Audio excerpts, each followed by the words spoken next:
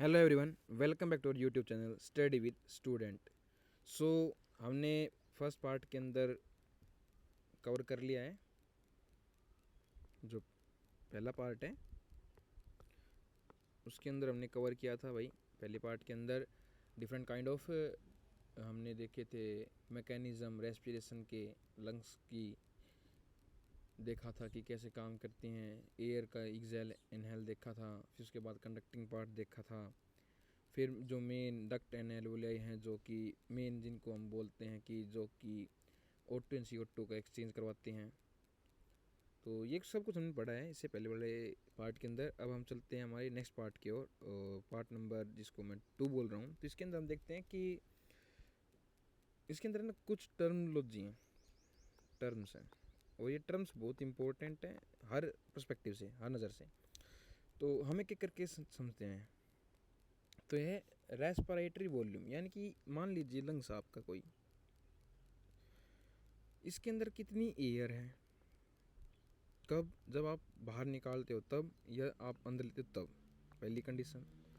Second condition, जब आप forcefully बाहर निकालते हो और फोर्सफुली इनहेल करते हो, थर्ड नॉर्मल में। फिर नेक्स्ट कंडीशन आती है कि आप अगर सब कुछ बाहर निकाल देते हो, एक नॉर्मल आपने रेस्पिरेशन लिया, उसके बाद आपने सब कुछ बाहर निकाल दिया, तब आपके पास कितनी रेस्ट वॉल्यूम बचती है वो काउंट करेंगे। तो इन्हीं सब को मद्देनज़र देखते हुए कि वॉल्यूम के अंदर क्या क्या चेंजमेंट आ रहा है रेस्पिरेशन के दौरान और उनकी कैपेसिटी कितनी है, तो उसके ऊपर हम बात करेंगे इस लेक्चर में। और इसके आगे देखते हैं कब तक कहाँ तक ये हो पाएगा। अप टू हावर तक हम ट्राई करेंगे, अप टू हावर तक कंप्लीट करने का। चलते हैं। तो पहले टाइडल वॉल्यूम। तो वॉल्यूम ऑफ एयर इंस्पायर्ड और expired during a normal respiration, यानी कि भाई ये कहना क्या चाहता है, जब आप यहाँ बैठ के पढ़ रहे हैं तो एक बार में जब आप सांस ले रहे हैं और छोड़ रहे हैं, तो उस दौरान कितना अमाउंट होता है भाई, कितना अमाउंट का एक्सचेंज होता है, तो उसको हम बोलते हैं अप्रोक्सीमेटली, मतलब सब चीज़ अप्रोक्स में चलेंगी। तो ड्यूरिंग नॉर्मल रेस्पिरेशन, जब नॉर्मल काम चल रहा है तब लगभग वो 500 ml होती है भाई। इसको यहाँ साइड ले लेते हैं, 500 ml, ठीक है sir. Healthy man can inspire और एक्सपायर अप्रोक्सीमेटली 6 से 8,000 पर मिनट। हर मिनट में कितना, 6 से 8,000। अब ये बोलो कि 500 कैसे, तो मैंने पहले बताया था 500 इस तरह से आया है कि एक बार का बताया, और एक मिनट में कितनी बार लगभग सांस लेते हैं, तो उन्होंने वहाँ बताया था कि 12 से 16 बार, depending on the person to person capacity. 500 से 500 को 16, तो यानी कि आप यहाँ पर अगर इसको मल्टीप्लाई कर लीजिएगा तो 12 5 60। तो आई होप आपको समझ में आ गया कि 6,000 कैसे आया है। तो एक सिंपल मल्टीप्लाई करके हमने निकाला है एक आदमी का। तो आई होप आपको टाइडल वॉल्यूम समझ में आ गया, यानी कि नॉर्मल एक मिनट, अब जितनी चीज़ नापेंगे ना वो मिनट के हिसाब से नापेंगे भाई, याद रखना। तो 6,000 से 8,000 आपको नॉर्मल पता चल गया होगा कैसे क्या सिचुएशन हुई है आपके, ठीक है। अब चलते हैं इंस्पिरेटरी रिजर्व। अब इस पर ध्यान देखिए, रिजर्व वॉल्यूम। रिजर्व मतलब क्या होता है, जैसे कि आपकी गाड़ी या फिर बाइक होती है, जब आप सब कुछ यूज़ कर लेते हो तो कंपनी इसको रिजर्व ऑयल बोल देती है, कि यानी कि उसके पास एक्स्ट्रा ऑयल होता है जिससे कि वो गाड़ी थोड़ी दूर चल सके, थोड़ी देर तक चल सके। तो इसी प्रकार से हमारे अंदर भी रिजर्व वॉल्यूम होती है। इसमें क्या होता है कि देखो, जो एडिशनल वॉल्यूम ऑफ एयर, यानी कि इंस्पायरेशन, यानी कि अंदर खींच रहे हैं, तो नॉर्मल आपने खींचा, उसके अलावा कितनी और ला सकते हो। तो आप नॉर्मल के अलावा a person can inspire by forcefully, यानी कि ज़बरदस्ती आपने सांस लिया, जैसे कि अलोम विलोम करते हैं तो इस दौरान, तो हीज़ एवरेज इज 2500 से 3,000 ml। कितनी है, 2500 से 3,000 ml तक की कैपेसिटी वो गेन कर लेता है फोर्सफुली। अब देखिए एक्सपिरेटरी रिजर्व वॉल्यूम, यानी कि ये क्या है, लंग्स के अंदर की भाई बात हो रही सब कुछ, अब ये याद रखिएगा, लंग्स के अंदर। एक्सपिरेटरी यानी कि इसके अंदर फोर्सफुली बाहर निकालेगा, जब आदमी एक additional volume of air, a person can expire by forcefully, यानी फोर्सफुली बाहर निकाल दे, तो उसके पास एन एवरेज कितनी बच जाएगी भाई, 1,000 से 1,100 तक ml उसके पास बचेगी। तो आप यहाँ देखिए चेंज कितने का है, इसको नाप के चलते हैं, लगभग 1,500 का, आप मान के चलिए लगभग 1,500 ml का चेंजमेंट देख रहे हो। जब आप एक बार अच्छी तरह सांस ले रहे हो, उसके बाद लंबी सांस छोड़ रहे हो। तो आई होप आपने इंस्पिरेटरी रिजर्व वॉल्यूम और एक्सपिरेटरी रिजर्व वॉल्यूम को समझा होगा। अब हम चलते हैं रेजिडुअल। रेजिडुअल का मतलब क्या होता है भाई? बच जाती है, जिसको हम रेजिडुअल बोल देते हैं, यानी कि बची हुई वॉल्यूम है ये। Volume of air remaining in the lungs, जो लंग्स के अंदर रहेगी आफ्टर ए फोर्सफुल एक्सप्रेशन, जब हमने बाहर निकाल दी उसके बाद जो बची, तो वो 1100 से 1200 ml। आप पूछोगे सर इन दोनों में डिफरेंस क्या हुआ? फिर देखिए इसके अंदर क्या किया आपने, पहले ज़बरदस्ती सांस निकाला है, देखिए यहाँ पर फोर्सफुली एक्सपायरेशन, और यहाँ पर देखिए इवन आफ्टर फोर्सफुल एक्सप्रेशन, यानी कि यहाँ पर इस शब्द के ऊपर गौर कीजिए, इवन आफ्टर, यानी कि लंग्स थी, लंग्स से मैंने सांस बाहर निकाल दिया ज़बरदस्ती, और उसके बाद जो वॉल्यूम बच गई लंग्स के अंदर, उसको हम कहेंगे रेजिडुअल वॉल्यूम। और यहाँ पर क्या था, पर्सन कैन एक्सपायर फोर्सफुल, यानी कि बाहर निकाल कितनी सकता है, तो 1000 से 1100 जो निकाल सकता है, जो निकल गई बाहर उसको नापे। और यहाँ जो निकालने के बाद बच गई, जो निकालने के बाद बच गई वॉल्यूम लंग्स के अंदर, वो यहाँ लंग्स के इनसाइड की बात हो रही थी, वहाँ लंग्स के आउटसाइड की बात हो रही है, आप ये याद रखिएगा। तो इसके बाद हम चलते हैं, देखो by adding few respiratory volume describe, जो हमने बताई कि मेन तो यही होती हैं। Various pulmonary capacity which can use to देखो अब इसके क्या कहते हैं, तो आप कभी डॉक्टर के जाते हो तो वो अपने स्टेटोस्कोप लेके देखते भी हैं कि भाई आपकी धड़कनें देखते हैं, नापते हैं, फिर आपको ये कहते हैं लंबी सांसें लीजिए, गहरी सांसें लीजिए। तो इस प्रकार से आपको बोलते हैं कि वो ये चेक करते हैं कि नॉर्मल रेट क्या चल रहा है, नॉर्मल है या थोड़ा अबव है या थोड़ा लो है, वो इस चीज़ को नापते हैं। पर अभी हमारे पास आपने पीछे पढ़ा था, इसको नापने के लिए जो सबसे अच्छा मीटर यूज़ है कौन सा है? स्पेक्ट्रोमीटर, स्पायरोमीटर जिसको बोलते हैं हम, स्पायरोमीटर, तो इसको बोलते हैं स्पायरोमीटर, जो नापने का काम करता है इन चीज़ों को। अब हम चलते हैं आगे, इंस्पिरेटरी कैपेसिटी यानी कि आईसी। देखो इसके अंदर फंसने की बच्ची चीज़ नहीं है, जो सबसे मेन है वो लास्ट में लिखी हुई है, मैं अंडरलाइन कर रहा हूँ, उन चीज़ों पे आप ध्यान दीजिएगा। अब यहाँ से समझने वाली चीज़ें टॉपिक चलेंगे हमारे, और आई होप आप एक एक को अच्छे से समझेंगे, आप साथ रहेंगे तो आपको एक चीज़ समझ में भी आएगी। तो आइए चलते हैं। देखो इंस्पिरेटरी नाम से पता चल रहा है कि total volume of air person can inspire, यानी कि आफ्टर ए नॉर्मल एक्स, मैंने नॉर्मल सांस बाहर छोड़ी, अब इसके बाद मैं कितनी ले सकता हूँ, तो इसके अंदर क्या क्या हो जाएगा भाई, टीवी, सॉरी इसके अंदर क्या हो गया टीवी, यानी कि टाइडल वॉल्यूम, वो कितनी बताई थी मैंने, लगभग 500 ml, जो नॉर्मल थी वो। This includes the tidal volume जो थी, और इंस्पिरेटरी रिजर्व वॉल्यूम जो यानी कि उसके अंदर खींची गई थी। तो इनको क्या करेंगे भाई, 500 तो नॉर्मल थी, और उसके बाद क्या हुआ, हमने बढ़ाकर कितनी की थी इसके अंदर, 2500 से 3000, तो 2500 से 3000, ये सब कुछ ml का खेल है। तो ये निकल के आया आपका इंस्पिरेटरी कैपेसिटी।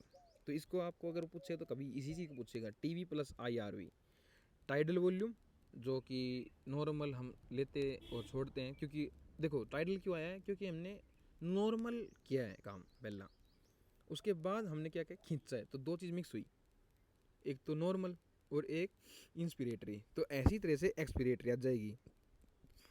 तो एक्सपिरेटरी क्या होगी, नॉर्मल, इसके अंदर क्या करेंगे हम भाई, हम नॉर्मल, देखो इसके अंदर क्या होगा, ए पर्सन कैन एक्सपायर, यानी कि छोड़ देगा सांस को, कब, नॉर्मल के बाद, ये नॉर्मल इंस्पिरेशन, यानी कि नॉर्मल इंस्पिरेशन हुई, इसके बाद एकदम छोड़ दी सांस ज़बरदस्ती, तो उसको हम कहेंगे टीवी प्लस ERV। और ये कितनी थी भाई, 500 प्लस वही 1100 लगभग, आई होप आप अच्छे से समझ गए होंगे। तो इसको कहेंगे टीवी प्लस ERV। जबकि फंक्शनल रेजिडुअल कैपेसिटी यानी कि FRC, अब इसके ऊपर जाइए नाम पे, फंक्शनल यानी कि इतनी वॉल्यूम तो होनी ही चाहिए। तो इसके लिए क्या हो जाएगा, देखो मैंने बार छोड़ दी ERV, ठीक है सर कोई दिक्कत नहीं है, प्लस जो रेस्ट मेरे अंदर बच गई थी, यानी कि इसके बाद भी जो बच गई थी, जो मैंने ऊपर पढ़ा था ना भाई कि RV की जो बच गई कब, फोर्सफुली के बाद लंग्स के अंदर उसको जोड़ लीजिए, E R V plus V R V, तो इसको क्या कहेंगे, E R V plus R V, ये होगा फंक्शनल रेजिडुअल कैपेसिटी यानी कि F R C, volume of air that will remain in the lungs after a normal expression, यानी कि आपने जो नॉर्मल काम किया उसके बाद जो लंग्स में रिमेन इन, इस पे ध्यान दीजिएगा, इन द लंग्स, लंग्स के अंदर। इसके बाद आता है विट्रोल कैपेसिटी यानी कि वीसी। इसके अंदर भी देखो सिंपल है, E R V T V plus I R V, इसके अंदर हमने सब कुछ नाप लिया। The maximum volume of air person can breathe after a forced expression, यानी कि मैंने अचानक सांस निकाला और उसके बाद मैंने जितनी खींच सकता था खींची, तो उसके ऊपर क्या आएगा, E R V, T V जो बची हुई थी आई आर वी, यानी कि जो मैं और खींच के लाया हूँ मैक्सिमम, तो 3 वॉल्यूम प्लस हुई यहाँ।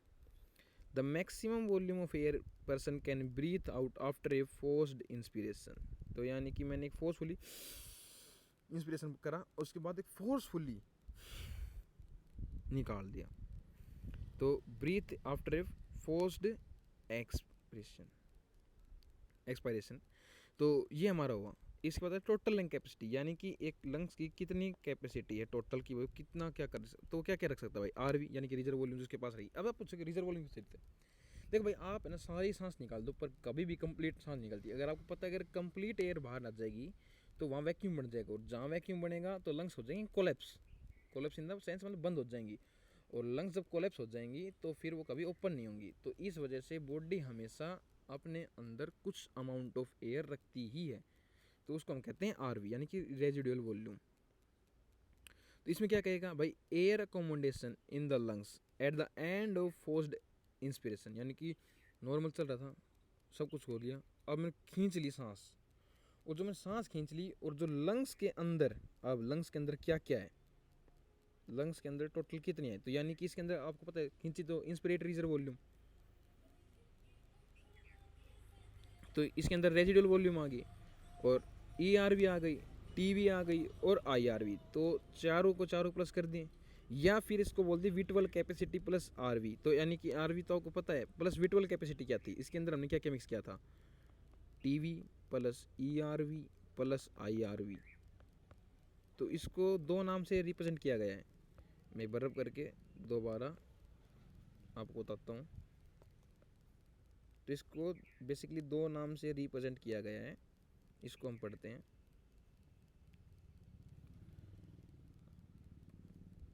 देखिए मैंने इसके अंदर क्या कहा भाई, आर वी प्लस कर ली मैंने, इसके अंदर प्लस मैंने कर ली ए आर वी, इसके अंदर प्लस मैंने कर ली भाई टी वी, ये छोड़े राइट, और इनको प्लस करके इसके साथ मैंने प्लस कर दी थी एक आपकी आई आर वी, इसको मैंने जोड़ा, तो इन चार चीज़ों को मैंने कंबाइन करके क्या बोला, मैंने इन चारों चीज़ों को कंबाइन करके बोला कि भाई मेरी टीएलसी निकल गया, यानी टोटल लंग कैपेसिटी। तो सर ठीक है कोई दिक्कत नहीं, हमने सब चीज़ें जोड़ ली। अब ये कह रहा है विटवल कैपेसिटी, तो ऑब्वियस सी बात है विटवल कैपेसिटी के अंदर हमने क्या पढ़ा था, विटवल कैपेसिटी यानी कि कितनी कैपेसिटी होती है मैक्सिमम एक पर्सन की ब्रीथ करने की, जब आपने फोर्सफुल एक्सप्रेशन कर दिया तो अब कितनी ब्रीथ कर पाओगे, तो इसके अंदर सीधी सी बात है भाई आपके अंदर क्या क्या बचेगा, तो टीवी जो नॉर्मल होगी वो तो आई आएगी, प्लस यानी कि आई आर भी आ जाएगी, ठीक है sir, plus E R V ये आ गई। अगर मैं इसमें अब जोड़ दूं क्या बचा हुआ है इसके अंदर सिर्फ आर वी तो बची हुई है, तो अगर मैं इसके अंदर आर वी भी जोड़ दूं तो अब ये क्या हो जाएगी, टी एल सी। तो हम दोनों तरीके से इसको लिख सकते हैं कि इन सब चीज़ों को मैं क्या बोल दूं, वी सी, यानी कि V C plus R V, इसको हम क्या बोल लूँगा, लंग्स कैपेसिटी। आई होप आप अच्छे से समझ गए होंगे। अब हम चलते हैं हमारे नेक्स्ट टॉपिक की ओर, और इसके अंदर फिर डाउट रहेगा तो मैं शॉर्ट वीडियो भी एक बार डाल दूंगा जिसके अंदर मैंने प्रैक्टिकली आपको करके दिखाने की ट्राई करूँगा। प्रैक्टिकली तो इन द सेंस मतलब मैं खुद से ही कोशिश करूँगा कुछ। तो आइए अब पढ़ते हैं एक्सचेंज ऑफ गैसेज। तो मेन टॉपिक यहाँ शुरू होता है कि भाई एक्सचेंज ऑफ गैसेज कैसे हो रहा है। देखो exchange of gases main depend करता है पास्कल प्रेशर। अब पास्कल प्रेशर क्या होता है ना, सॉरी पास्कल बोल रहा, पास्कल तो यूनिट होगी प्रेशर की। तो इसके मेन डिपेंड करता है पार्शियल प्रेशर, पार्शियल। अब पार्शियल प्रेशर क्या होता है पहले इसको समझते हैं। भाई मान लीजिए एक कंटेनर है आपके पास, इस कंटेनर के अंदर ये क्या है, CO2। आई होप ये क्या है, यहाँ ले देता हूँ मैं इसको, CO2।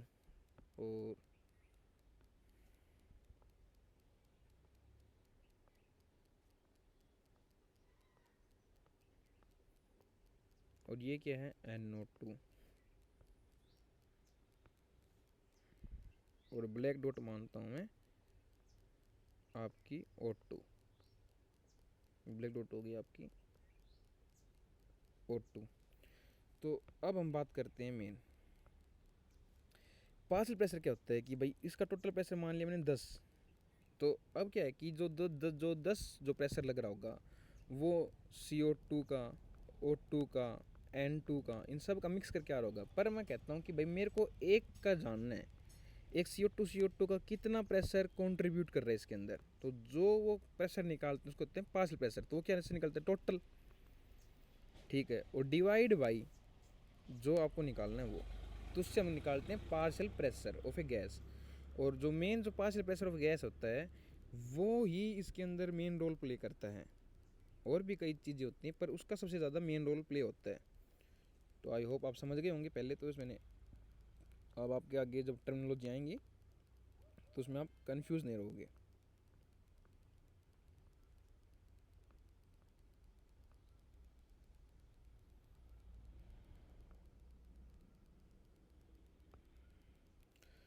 देखो, alveoli are the primary site of exchange of gases. ठीक है सर, हमने मान लिया था, हमने पहले पढ़ा भी था। Exchange of gases are also occur between blood and tissue. ये आपका टिश्यू, यहाँ पर आपका ब्लड, ये वेसल्स हैं, ये कैपिलरीज मान लीजिए। तो इनके बीच में चेंजमेंट O2 और CO2 का exchange in this site bye simple diffusion. इसको टर्म कर लीजिए, कैसा है, सिंपल डिफ्यूजन हो रहा है। Mainly based on the pressure concentration gradient. हाँ बिल्कुल, किस पे डिपेंड करता है, प्रेशर कंसंट्रेशन ग्रेडियंट कि किस साइड ज़्यादा प्रेशर है, किस साइड कम। मैंने पहले वाले लेक्चर के अंदर आपको इसको अच्छे से डिस्कस भी किया है। Solubility of these gases as well as the thickness, अब इसको टर्म कीजिए, thickness of membrane involved in the diffusion are also important factor that can affect the rate of diffusion। तो rate of diffusion जो है उसके ऊपर आपको depend करता है भाई कितनी गैस ऐसे एक्सचेंज होंगी। और वो किसके ऊपर डिपेंड करता है, तो वो डिपेंड करता है किसके ऊपर, थिकनेस। बच्चे भूल जाते हैं इसको, थिकनेस किसकी, मेम्ब्रेन की, कि जिन मेम्ब्रेन को क्रॉस करके उस गैस को निकलना है तो उस मेम्ब्रेन की थिकनेस कितनी है। जितनी कम थिकनेस उतनी जल्दी इजी पास आउट होगा।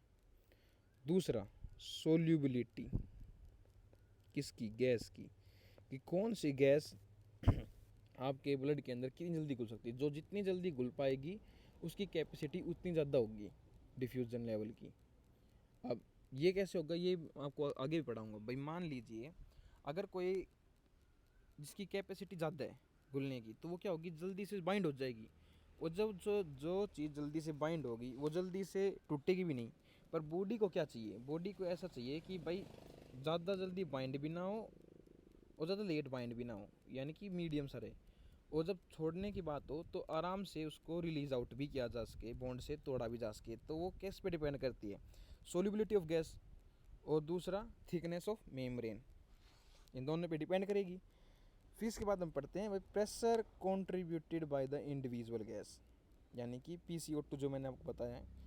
Mixture of gases is called the partial pressure and is represented by PO2। यानी कि PO2 मतलब उस जो एक पर्टिकुलर कंटेनर में गैसेज हैं उन गैस के अंदर O2 का कितना प्रेशर है उसको हम कहेंगे partial pressure of O2, same as PCO2 for carbon dioxide के लिए।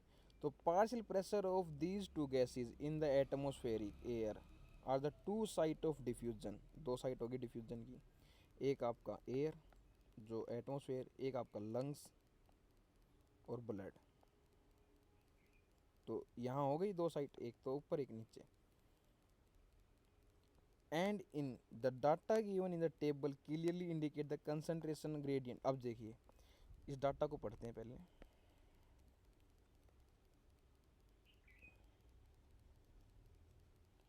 डाटा को ज़रूरी है पढ़ना, हम इस डाटा को लेके चलते हैं। देखो भाई इसको, ओहो ये थोड़ा सा है प्रॉब्लम, चलो कोई नहीं, सोल्व आउट करते हैं। देखो रेस्पिरेटरी गैस क्या है, इस पे ध्यान देते हैं। दो नहीं, O2 और CO2, ठीक है। एटमोस्फेरिक एयर यानी कि जो आपका बाहर का एनवायरनमेंट है उसके अंदर इसका अगर प्रेशर नापा जाए तो 159, और अगर यही एल्विले के अंदर नापा जाए तो 104। तो यानी कि यहाँ से यहाँ चल पड़ेगी, कंसंट्रेशन ग्रेडियंट हो चुका है।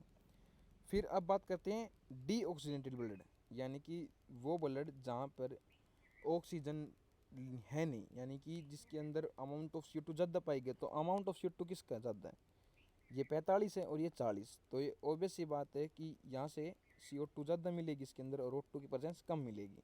ऐसा नहीं कि कंप्लीट खत्म, कंप्लीट कभी खत्म नहीं होती। जबकि ऑक्सीजनेटेड जो ब्लड है उसके अंदर 95% आपको क्या मिलेगी, परसेंट बोल रहा, 95 आपको मिलेगा, आपका प्रेशर जो मिलेगा O2 का मिलेगा और CO2 का 40, ठीक है। और टिश्यू लेवल पे भी सेम है कहानी है, 40 और 45 की। तो इसको अब इसे समझना क्या है, इसको नेक्स्ट पेज के अंदर अच्छे समझाया गया है।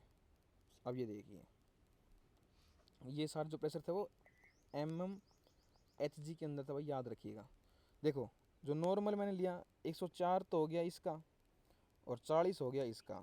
तो अब यहाँ मैंने देखा यहाँ कितना था प्रेशर 45 और यहाँ कितना था 40। अब मैं लेकर चल रहा हूँ CO2। तो CO2 को मैं आप यहाँ दिखा देता हूँ ऊपर भी आपको। तो आप देख सकते हो कि ये है पल्मोनरी आर्टरी यानी कि डीऑक्सीजनेटेड ब्लड, और ये क्या है ऑक्सीजनेटेड ब्लड। अब ये देखिए, ये तो ये छोड़ दीजिए, ये तो हमने कर लिया था, कोई दिक्कत नहीं है। अब हम करते हैं यहाँ पे। तो यहाँ पे देखिए 40 mmHg और यहाँ 45। तो हमने देखा ऑक्सीजनेटेड डीऑक्सीजनेटेड ब्लड के अंदर कार्बन डाइऑक्साइड कितनी है 45, ठीक है हो गया। और ऑक्सीजनेटेड ब्लड के अंदर कितनी है 40, तो ये हो गया, ठीक है। तो अब होगा क्या, यहाँ पर आप देखिए कि अगर यहाँ 45 है और यहाँ 40, तो ऑब्वियस सी बात है यहाँ से टूट कर बाहर चली जाएगी CO2, क्योंकि कंसनट्रेशन ग्रेडियंट वहाँ है। और यहाँ देखिए PO2 का 104 mmHg है और यहाँ कितना है, यहाँ पर देखिए यहाँ पर कम मिलेगा। तो ये क्या होगी, घुलकर अंदर आ जाएगी, या मान ली 40 या जो भी है, तो इसके अंदर एंट्री कर जाएगी यहाँ से। तो सारा खेल है किसका, PO2 and PCO2, PO2 and PCO2 का ही टोटल खेल है अपने पास। आई होप आप अच्छे से समझ रहे होंगे। तो अब इसके बाद चलते हैं हमारे नीचे की तरफ, यानी कि at the level of tissue. अब टिश्यू के अंदर क्या होगी, CO2 ज़्यादा मिलेगी और O2 कम, तभी तो एक्सचेंज होगा भाई। अब आप यहाँ देखिए, यहाँ पर क्या दे, O2 कितना दे रहा है 95 mmHg और PCO2 45 mmHg, किसके अंदर, आपकी ऑक्सीजनेटेड ब्लड के अंदर, ठीक है सर। तो जहाँ ऑक्सीजनेटेड ब्लड है और टिश्यू के लेवल पे क्या होगा, कम मिलेगा। तो यहाँ से O2 यहाँ चली जाएगी और यहाँ से CO2 यहाँ चली जाएगी। ये दोनों अपोजिट डायरेक्शन में काम कर रहे हैं, आप ये याद रखिएगा कि कहाँ से कैसे एक्सचेंज हो रहे हैं। क्योंकि यहाँ पर आप जब देखोगे यहाँ पे O2 कितनी हो चुकी कम और PCO2 बढ़ चुकी। तो अब जब PCO2 वहाँ पर पहुँचेगी तो बाहर निकल जाएगी और O2 कंबाइन हो जाएगी, क्योंकि यहाँ पर ये प्रेशर ग्रेडियंट है और यहाँ पर ये प्रेशर ग्रेडियंट है। आई होप आपने अच्छे से समझा होगा और आप को समझ में भी आया होगा, ऐसे मैं आशा करता हूँ। देखो अगर नहीं भी आता है ना तो कोई दिक्कत नहीं है, अगर आप 2-3 बार इसको पढ़ोगे तो तब आपको अच्छे से क्लियर हो जाएगी चीज़ें को। ऐसी बात नहीं कि नहीं होगी, तब चीज़ें अच्छे से क्लियर भी हो जाएंगी।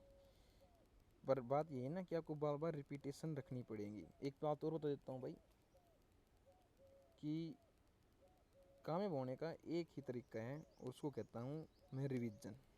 चाहे वो कोई भी व्यक्ति हो, बिना रिवीजन कभी भी कुछ भी नहीं हो सकता। आओ ज़्यादा ज्ञान की बात ना करते हुए आगे चलते हैं हम, सब बोलेंगे ज्ञान ज्ञान। चलो ठीक है, पहले इस डायग्राम को समझते हैं और मोस्ट इम्पोर्टेंट डायग्राम है। तो इसके अंदर हमने देखा भाई ये है एलुलर कैविटी, एलुलर कैविटी आपकी।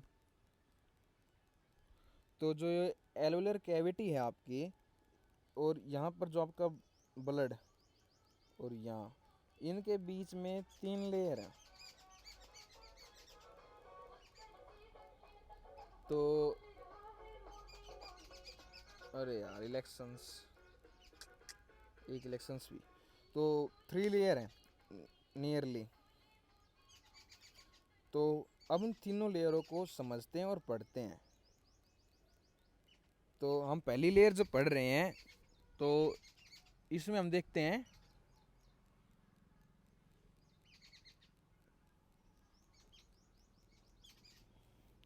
तो इसके अंदर हम देखते हैं कि पहली जो लेयर आएगी वो एल्यूलाई की होगी। जब क्रॉस करना पड़ेगा अगर एल्यूलर साइड से, तो पहली लेयर एल्यूलाई की।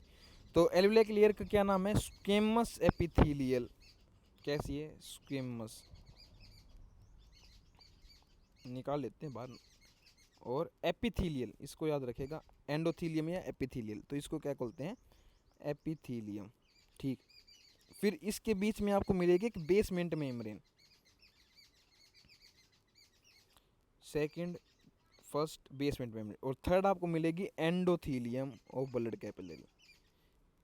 क्या मिली? तीसरी एंडोथीलियम। तो 3 लेयर हो गई, पहली squamous epithelial, basement membrane and endothelium. और अब तीनों को अगर आप ऐसे मिक्स कर दोगे तो जो इनकी ये दूरी है, जो ये पर्टिकुलर दूरी है, ये 1 mm से भी कम होती है, लेस 1 mm से भी कम होती है ये।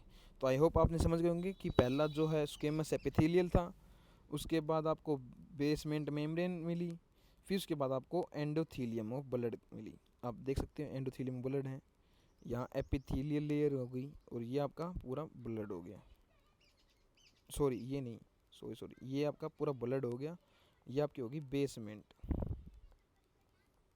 ये आपको हो गया बेसमेंट। तो अब इस पैराग्राफ के अंदर यही लिखा हुआ है और इसको ही हम पढ़ेंगे।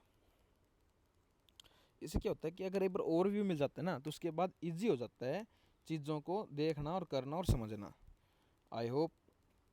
अब हम चलते हैं एक एक करके आगे की ओर। तो अब हम आगे की ओर देखते हैं कि पहला देखते हैं हम ग्रेडियंट बना। एक gradient in present for CO2 in the opposite direction. Opposite direction में हमने पहले पढ़ लिया कि ग्रेडियंट बना हुआ है, और इसके अकॉर्डिंग अब हम आगे समझेंगे। तो from tissue to blood, tissue to blood and blood to alveoli, blood to alveoli और टिश्यू टू ब्लड, ये हमने ऊपर देख लिया। As the solubility of CO2, देखो इसको मार्क कर लीजिए पॉइंट को, 20 से 25 टाइम, और यहाँ पे भाई ये टाइम है, यानी कि इसको मल्टीप्लिकेशन से रिप्रेजेंट कर रहा हूँ। तो 20 से 25 time higher than the O2, O2 से कितना ज़्यादा हायर है? 20 से 25। तो इसी वजह से तो आपने ऊपर देखा कि यहाँ पे 40 होने के बाद भी वो काम कर रहा है उतना, और यहाँ पे 104 होने के बाद भी उतना काम नहीं हो पा रहा, क्योंकि जो CO2 की बाइंडिंग एफिशिएंसी ना वो बहुत हाई होती है O2 कंपेरिजन में। तो इससे कितने हाई होती है? 25 से 20 से 25 time. The amount of CO2 that can diffuse through the diffusion membrane per unit difference, यानी कि इसको क्रॉस करने की क्षमता in partial pressure is much higher as compare to than the O2, O2 comparison में बहुत ज़्यादा होती है इसको मेम्ब्रेन को पास करने की। तो जिसकी मेम्ब्रेन पास करने की क्षमता ज़्यादा होती है, अगर वो कम भी अमाउंट में प्रेजेंट है तो भी आराम से डिफ्यूज़ कर जाएगा। और जिसकी जिसकी भाई क्षमता ही कम है, तो उसको अपनी अमाउंट बढ़ानी पड़ती है, तो उसको अपनी अमाउंट बढ़ानी पड़ती है बार बार। क्यों बढ़ानी पड़ती है? ताकि वो आराम से डिफ्यूज़ कर पाए। The diffusion membrane is made up of 3 major layer. Diffusion membrane कितनी बड़ी है? 3 बड़ी लेयर की। Thin squamous epithelium of alveoli, हमने पढ़ लिया। फिर एंडोथीलियम ऑफ एलुलर कैपिलरी, नीचे वाली पढ़ ली। फिर इसके बीच में आएगी बेसमेंट सब्सटेंस कंपोज्ड। अब देखिए, अब बताता हूँ बेसमेंट सब्सटेंस क्या है। तो ये जो बेसमेंट लेयर है ना,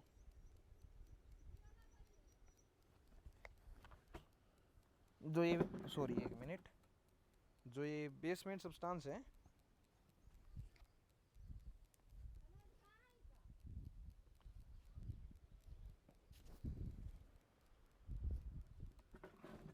sorry for disturbance.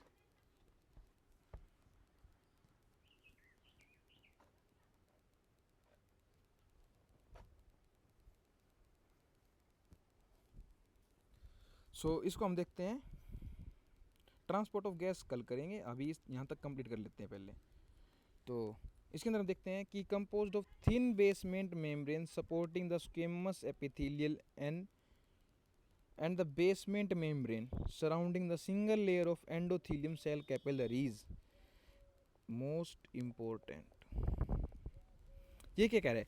Composed of thin basement membrane, बीच में क्या है? थिन बेसमेंट मेम्ब्रेन हो गई। सपोर्टिंग द स्क्वेमस एपिथेलियम, किसको सपोर्ट करते हैं? स्क्वेमस एपिथेलियल, ऊपर वाली को। And the squamous epithelium and the basement membrane surround the single layer, ये याद रखिए, वो कहेगा मल्टी लेयर एंडोथेलियम, नहीं, ये कैसी है? Single layer, single layer endothelium cell of capillaries. इन दोनों के बीच में जो इनको जोड़े रखने का काम करता है उसका नाम है बेसमेंट। इन बिटवीन दैम, ये लगी हुई है, it total thickness is much less than the a millimetre, यानी कि 1 mm से भी कम है। All the factor of our body are favourable for diffusion of O2 from alveoli to tissue और CO2 from tissue to alveoli. तो इन चीज़ों को हम देखते हुए कहते हैं कि भाई ये जो है कंडक्शन पार्ट है और ये इम्पोर्टेंट है हमारे आसपास को देखते हुए। आई होप आपको आज का लेक्चर समझ में आया होगा अच्छे से। Thank you, have a nice day.